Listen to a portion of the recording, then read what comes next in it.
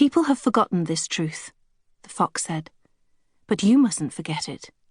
You become responsible forever for what you've tamed. You're responsible for your rose.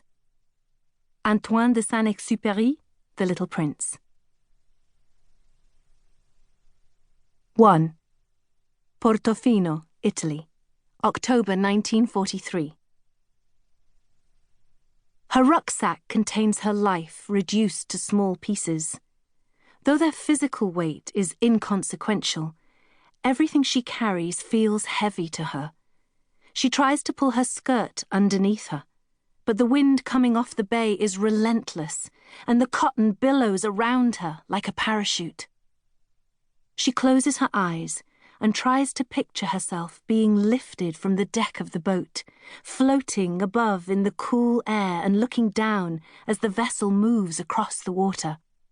Genoa, Rapallo, and the western coast of Italy look like a knife's edge against the water. From the boat, she can see the pale facades of the villas nestled into the cliffs and the century-old hotels that face the sea. She has been travelling for days, but it feels like months.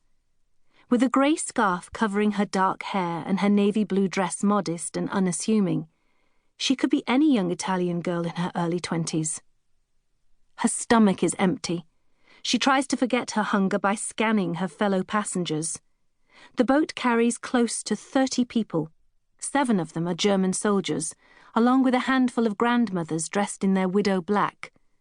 The others are nameless men and women who all appear unremarkable to her, just as she hopes she appears to them.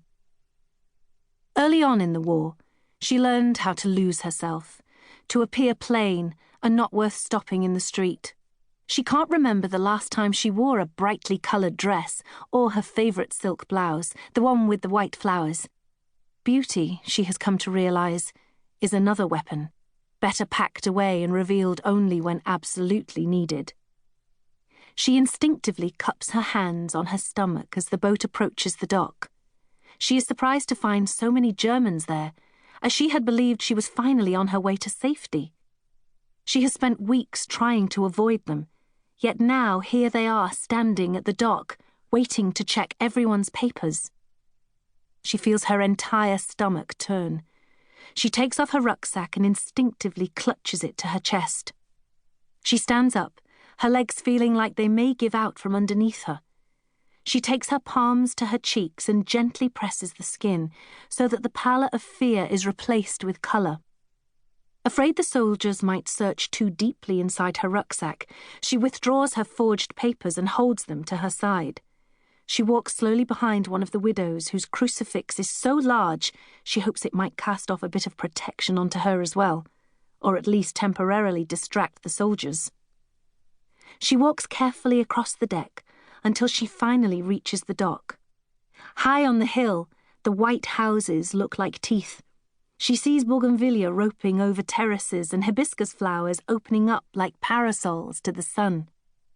She inhales the scent of jasmine, but she is weakening from fear with every step. Ausweis! The Germans are barking their orders and grabbing papers out of nervous hands. Elodie is next in line. Her hand clasps her false papers. A few weeks before, she had destroyed the identity card that bore her real information. Elodie Bertolotti is now Anna Zorzetto. Anna. Anna. She tries to concentrate on her new name. Her heart is pounding. Next, you!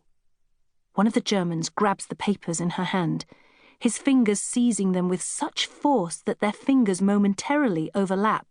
She shudders at his touch. Name! The German snaps at her.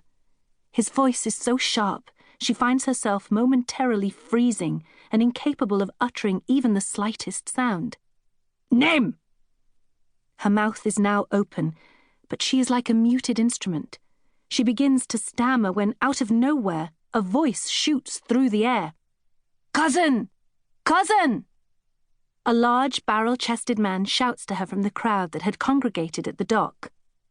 Cousin! Thank goodness you've come. I've been waiting for you for days. The man pushes to the front of the crowd and embraces her. She's with me. he tells the German soldier. Well, take her then, the soldier mutters as he reaches for the papers of the next person in line. This man, whom Elodie has never seen before, squeezes her arm tightly and begins steering her through the crowd. He pushes people away so she can walk freely in his path. He turns his head toward her and waves his hand in the direction of the hill. This way, he whispers.